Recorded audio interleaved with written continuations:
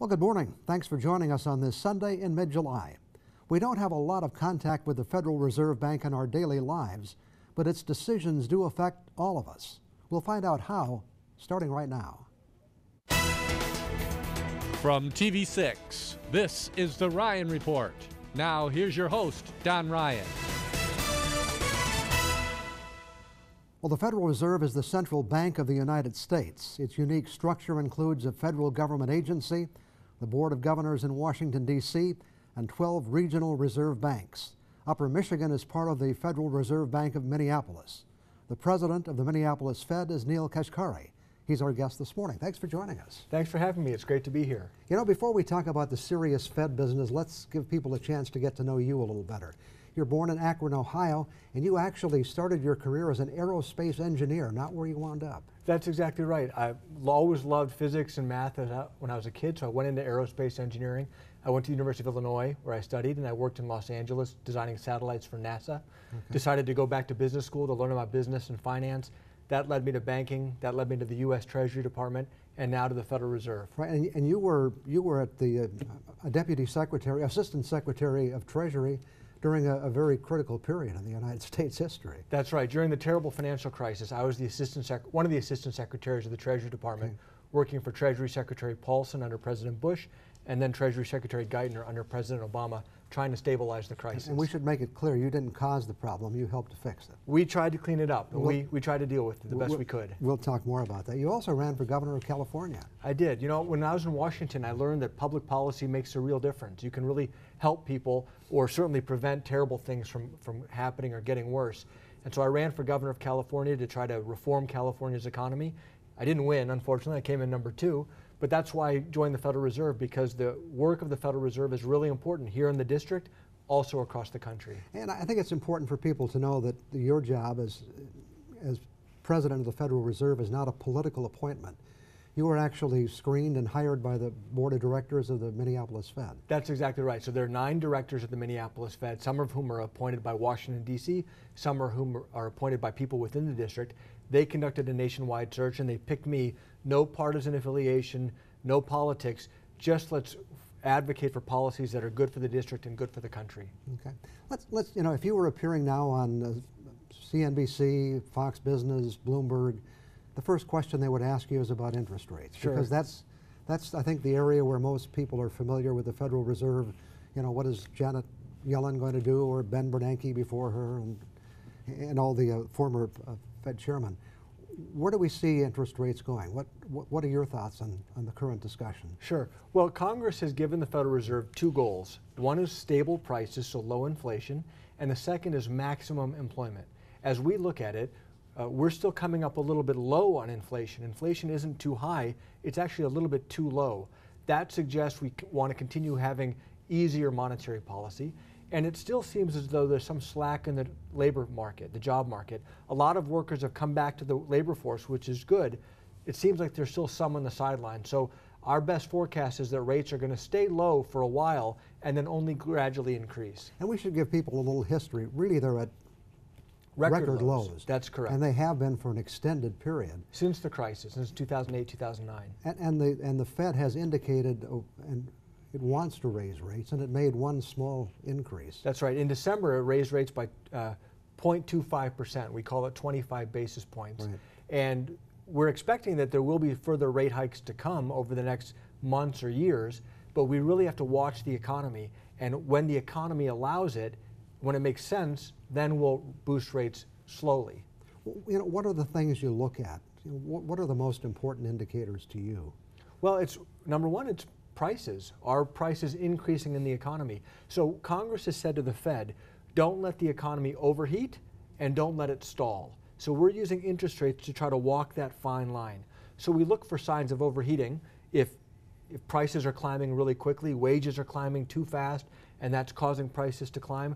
Or if, when I meet with small businesses or I meet with big businesses, are they able to find workers? You know, what is the labor force? What's the labor market looking like? So we look at a lot of different factors, and we look at global economic conditions. Obviously, the news out of the United Kingdom with the Brexit, so to speak, with the UK leaving the euro, that adds uncertainty to the global economy. So we look at all of these different factors to figure out, Is it too hot? Is it too cold? Or is it just right? And what is your assessment of the U.S. economy today? I know, there are people who feel it's been kind of slow and steady, but steady, as I say, but others who see a recession in the future. Well, we're not seeing immediate signs of a looming recession. It's certainly not growing as quickly as we would like, as quickly as we've all been used to before the financial crisis. So I think it has been slow and pretty steady, I think is a pretty good description.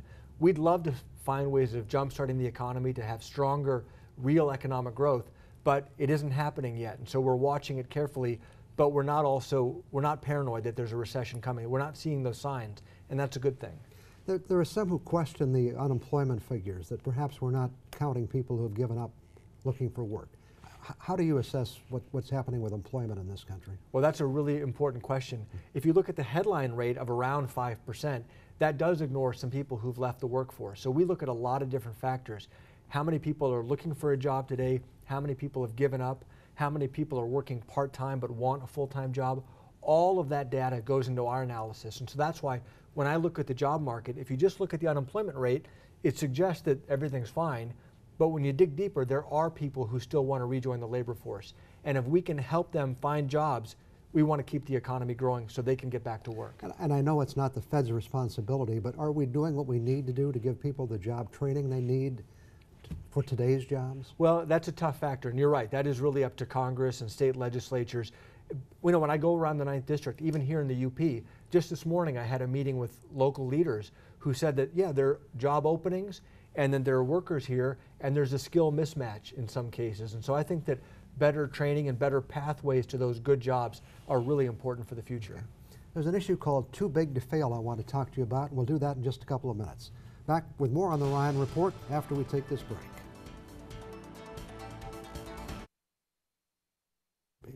Our guest this morning is the president of the Minneapolis Federal Reserve, Neel Kashkari.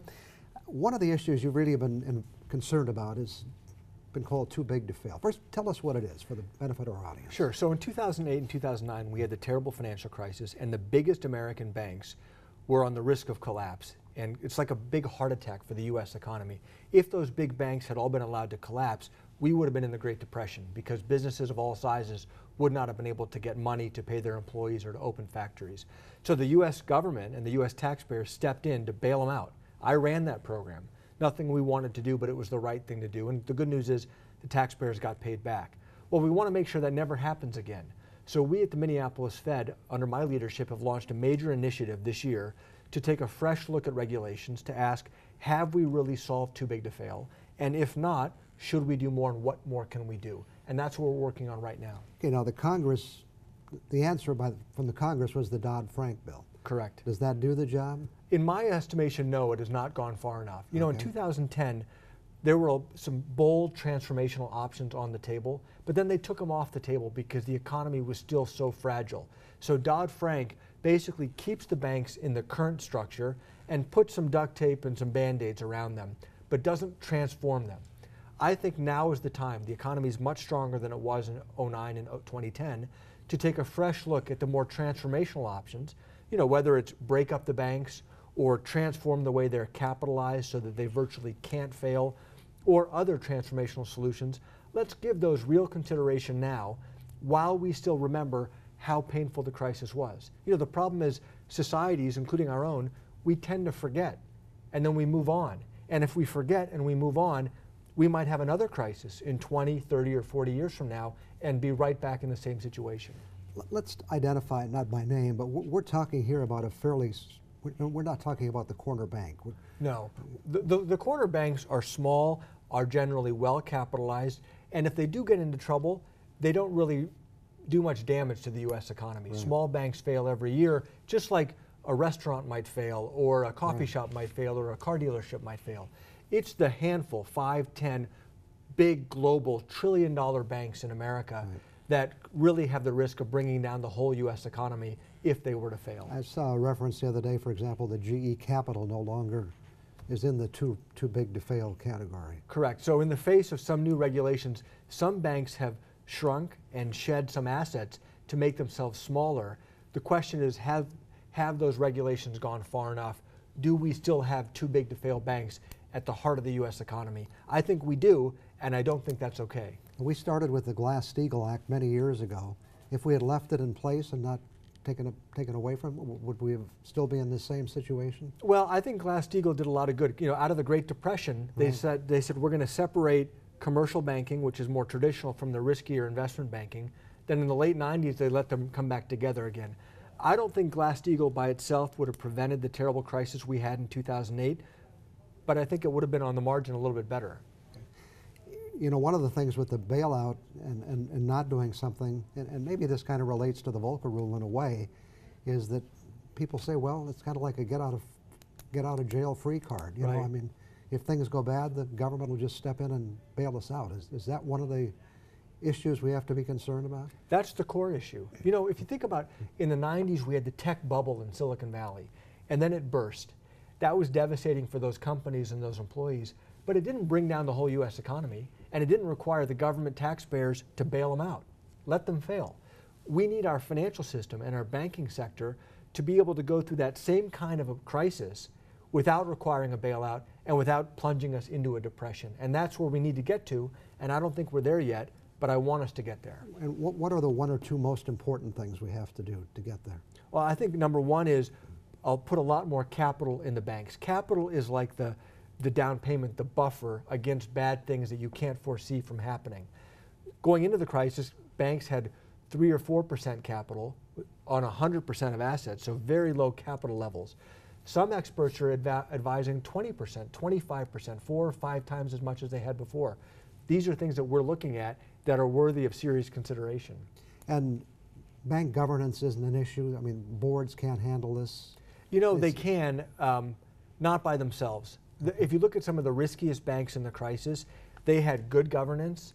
They had managers who owned a lot of shares in the bank. So in theory, they were incentivized not to take undue risks, yet they still did take undue risks. And they took risks they didn't understand and they couldn't manage. And so we can't rely just on corporate governance alone. We need some real regulations. Think about a nuclear reactor. If a nuclear reactor gets into trouble, it can devastate a whole region of the country. So we don't leave it just to the managers to try to make their best decisions. We put a lot of prudent regulations around those reactors. Okay. Got some more questions. We'll get to those in just a couple of minutes.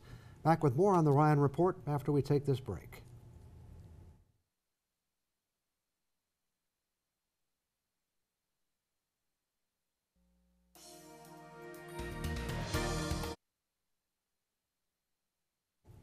Again, our guest this morning is Neel Kashkari, president of the Federal Reserve Bank of Minneapolis. I should have asked early on, what brings you to Marquette and the Upper Peninsula? Sure, so this is an important part of the 9th Federal Reserve District, and part of my job is to get to know the local economy.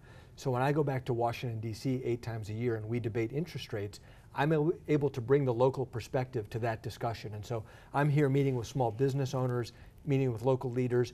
You and I and you're hosting a town hall with me to meet with members of the community to hear firsthand, how's the job market? How's the business climate? How's the economic climate? What are the challenges? It makes me smarter. I can bring it back to Washington, D.C., and hopefully we can make better decisions for the whole country. And you're still early in that process, but I think the bank's report, the assessment of the outlook for the economy in the district was good, but for the UP it was kind of iffy. Well, you know, it's interesting. I think overall that's true, but as I've been starting to meet people here in the UP, I get a great sense of optimism. There are challenges. Every part of the country has its challenges, but I think people here are optimistic about the future and they feel like they've got the tools that they need, and if things move in the right direction, I think the future is going to be bright. We are in an area that's kind of in transition. You know, this area was founded on mining and forest products. Those industries are still important, but not as important. You know, we need other industries now, and I think we're seeing some develop in this area. That's what I've learned, and then also here in the Marquette region, there's a lot of investment going on in infrastructure and in construction that people are pretty optimistic about the future, and so I'm excited by what I've seen so far. The industries here are affected by global conditions now.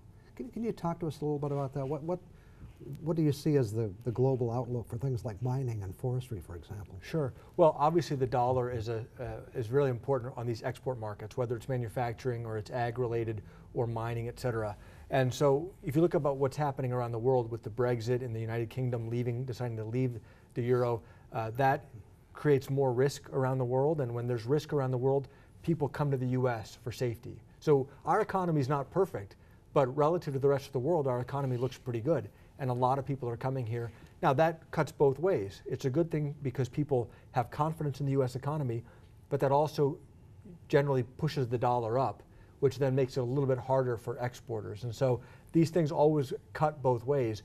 Overall, the US economy seems pretty well positioned relative to the rest of the world. And speaking of the rest of the world, as you look at the banking issue of too big to fail, you obviously can't control foreign banks, and there are some big foreign banks. How does that fit into your planning? Yeah, ideally we'd like all the countries to deal with their banks uniformly so that there's no regulatory arbitrage moving from one jurisdiction to another.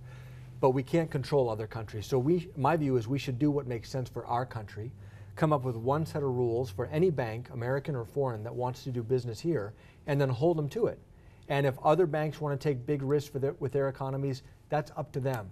My view is if we can lead the world, show the world that there's a path to have banks that are safe and sound and meet the needs of the economy, other countries will follow.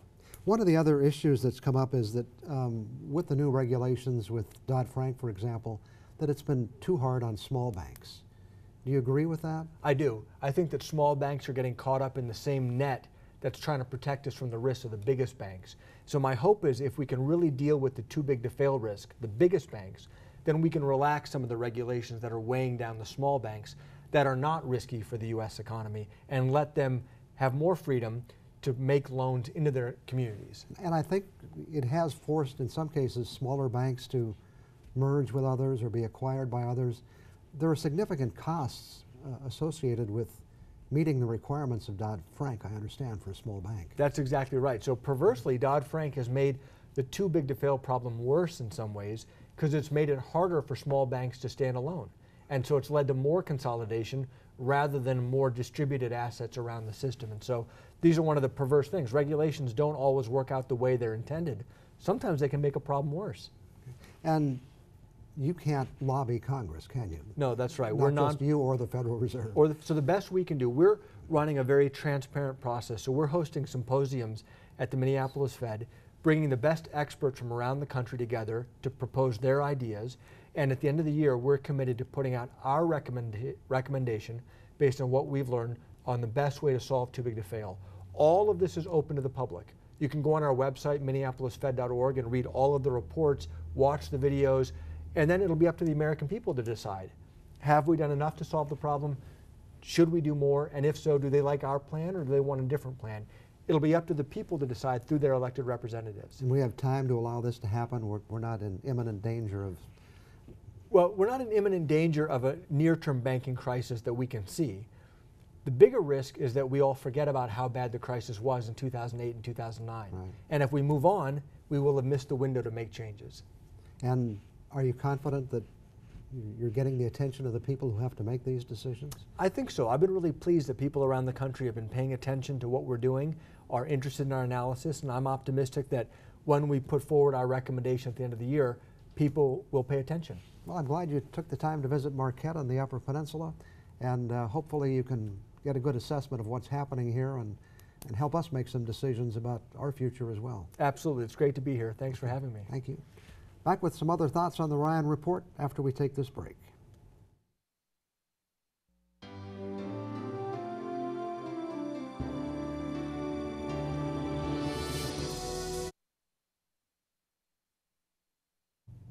Well, today we've been talking about banks and big business, so it's a good time to share something I saw on the want ads in the paper the other day.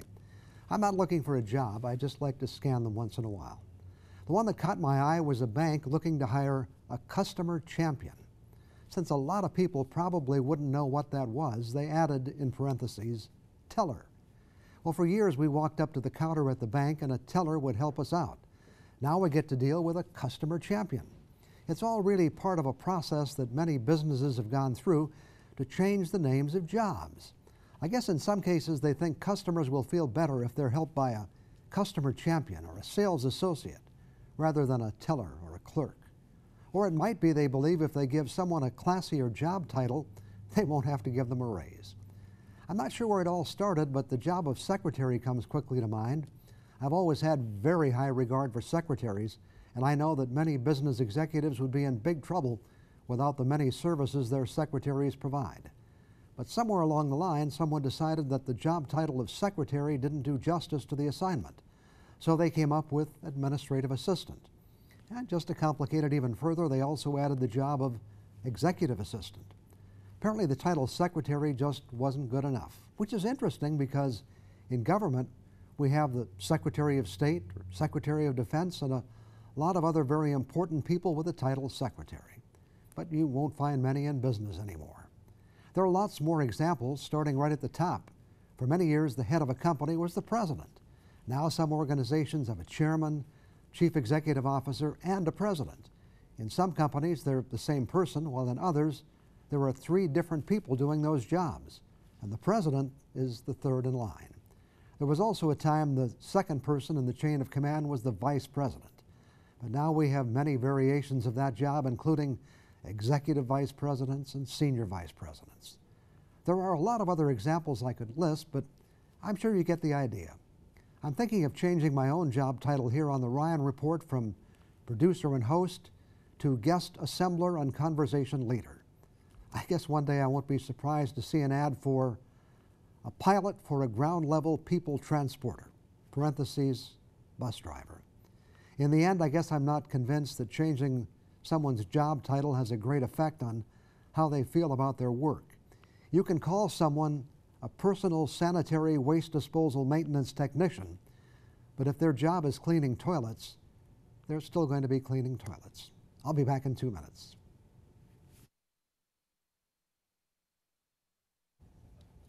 We're about out of time for another Sunday. Thanks to Minneapolis Fed President Neel Kashkari for joining us this morning to give us some insights into the workings of the nation's Federal Reserve System. Remember, our show is also available on the internet. You'll find us at uppermichigansource.com. The most recent show is usually available starting on Monday afternoon. And I also want to remind you that next week we'll be back at our regular location on TV6. Thanks for joining us today. I look forward to seeing you again next Sunday morning.